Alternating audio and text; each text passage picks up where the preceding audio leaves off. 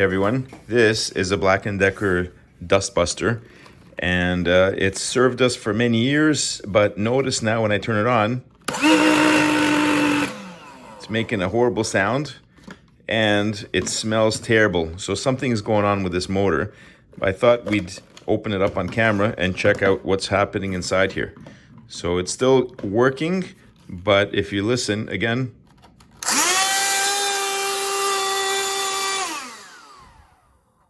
it sounds terrible and there's a bad smell. So I think something's going on with the brush in here. The whatever kind of motor is going on. Let's turn off the light and see if we can spot anything. I'm gonna turn it on again and see if you can see anything in here. Nope. How about here?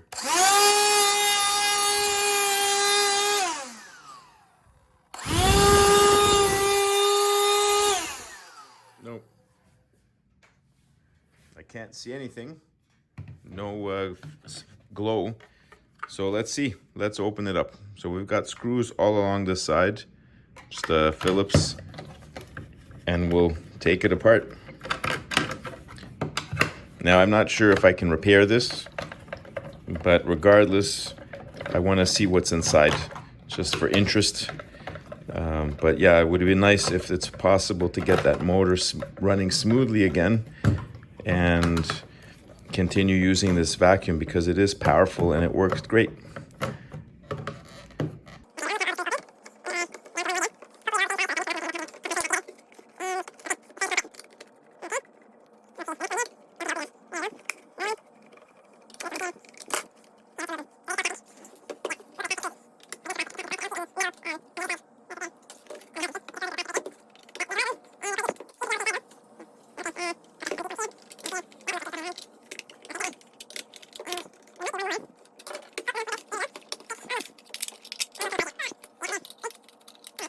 There we go. Okay. There it is. We have our switch up here. Okay. There's a board here. I guess it powers this light. Not really sure what that is. Oh, just an LED. Okay. But it has its own little circuit board on there. Pretty simple. Okay. And down here, of course, is the charge contact for the base. It goes onto here and it charges. And we have a bunch of batteries. And the motor is right in there. And that's the circuitry. Black & Decker, lithium flip. Okay. 4-cell flip. So no doubt some kind of charge controller that controls the batteries, making sure that they're all charged evenly. I see, contacts coming off of here. I don't want to play around with these batteries too much because it does end up, we don't want to mess anything up and start a fire. But whatever's going on, it's going to be in the motor itself. So let's see if we can turn this thing on for a moment. Hopefully nothing will go flying apart here because of the torque on the motor, but let's try. Okay. Okay.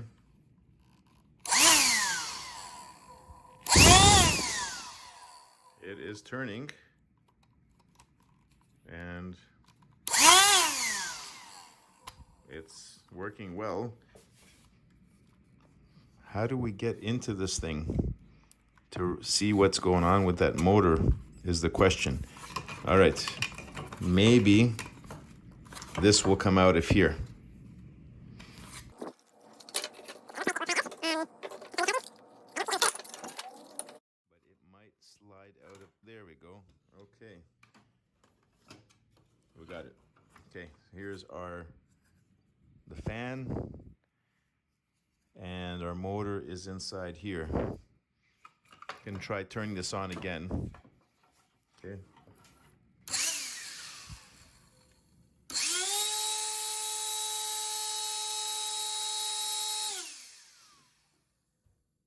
Okay, it's running fast. I don't smell the burning anymore, so I'm not really sure what's happening. And that's a very fast running motor. If it was something wrong with it.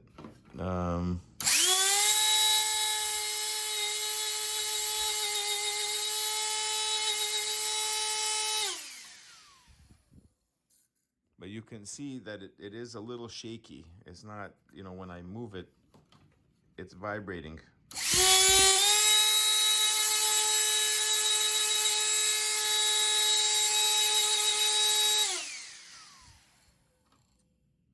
All right, I'm gonna pause the video for now, and we'll see if I can get any further into here to see what's going on. All right, folks, so I've tried to get into this thing, and I don't want to force anything. I don't believe pulling this off is going to help. It might damage something, and I can't see any way to get into this further. But when I do press on the button here and I run it, you can see it going.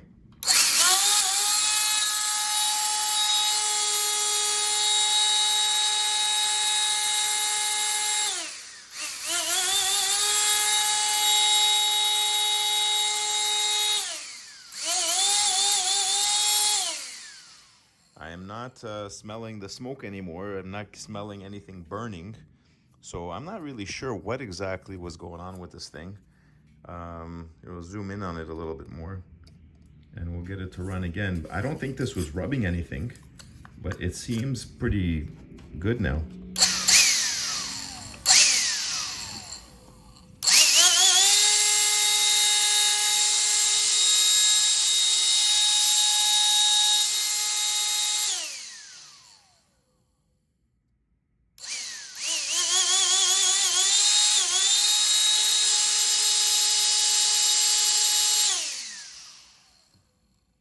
Yeah, no, I've been running it pretty fast, and let's see if we can put this thing together and figure out why it was making that rumbly noise, because now it's not rumbling anymore either.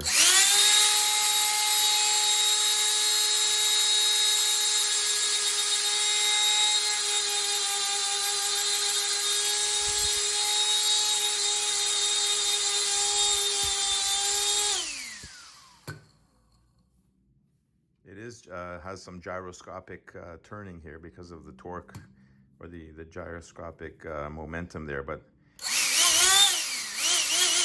that's why it's moving.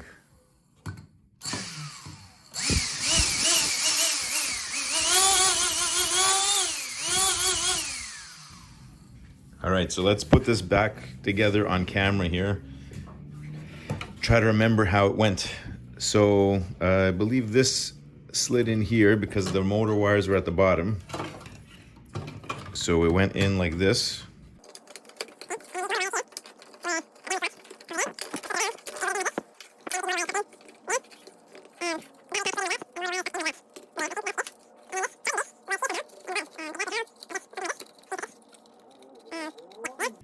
All right, let's test it out for a second before I close it up. There's a switch.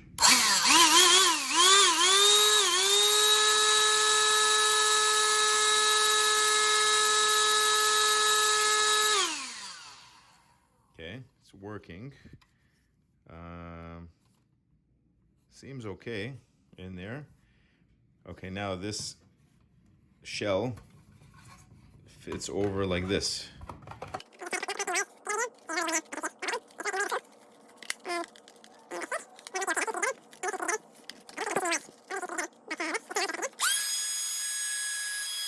Okay, it's not making that noise. Okay, that's positive news. Let's screw this back together.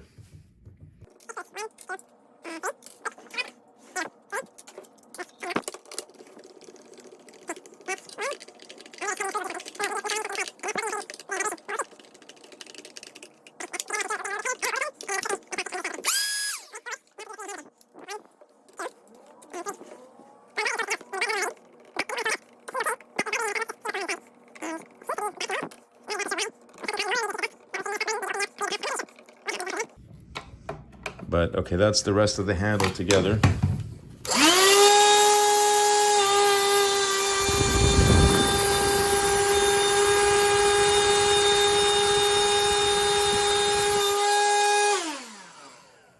Okay.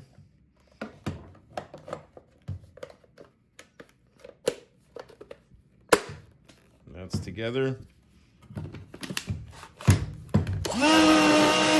Oh, now it's making the noise. Interesting. And it smells terrible. All right, let's figure this out. Not the filter. Let's find out.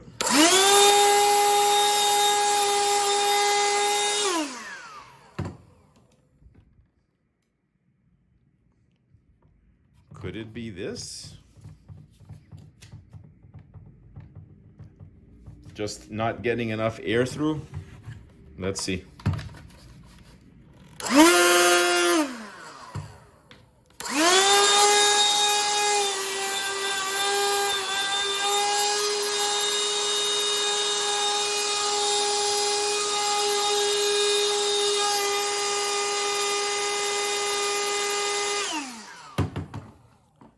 Yeah, so the actual vacuum itself seems fine, but unusually, at least it's always been like this because we've always had this vacuum, you know, it would get gummed up with stuff and then obviously we would clean it, but it would never actually change the sound of the motor.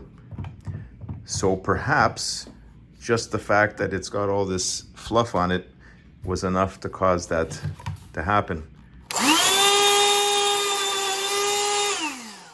So, seems like the vacuum itself is fine. I'm gonna give this a thorough cleaning otherwise, and then we'll get back and figure out if the sound is still there.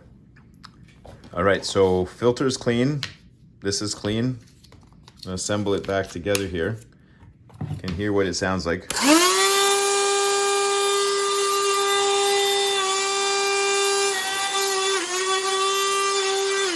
That's when it's under no pressure. Or no torque, no load. If we put this in here,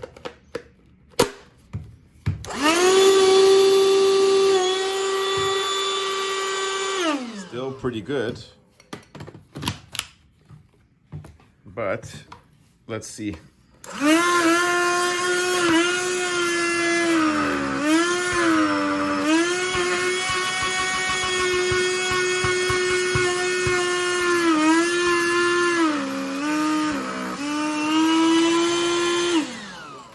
Yeah, so at this point, it might just be that the batteries are not charged, and that's why. But it's not making that noise that it was before, that terrible noise. Only when it's under a lot of load and it can't draw air through it does it start to do that. So maybe because it starts spinning slower, it might vibrate more. And it's dead. Okay, done. So has it run out of juice? It may have dropped below the threshold and now it's below the power. So we'll have to see if that's what happened. It's charging.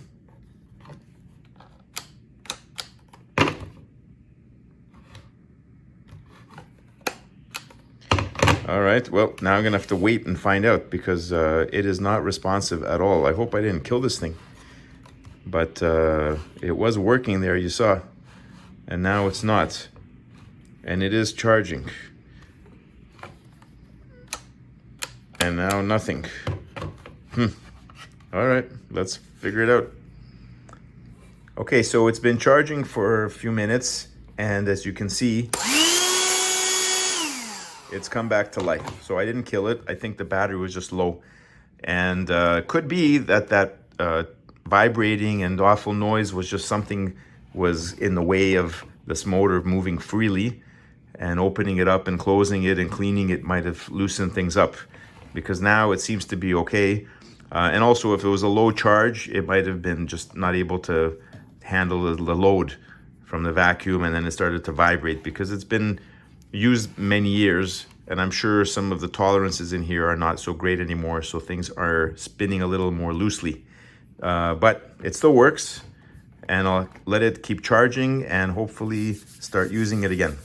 Again, thanks for watching. Hope you enjoyed this teardown and reassembly of the Black & Decker Dustbuster. Bye for now.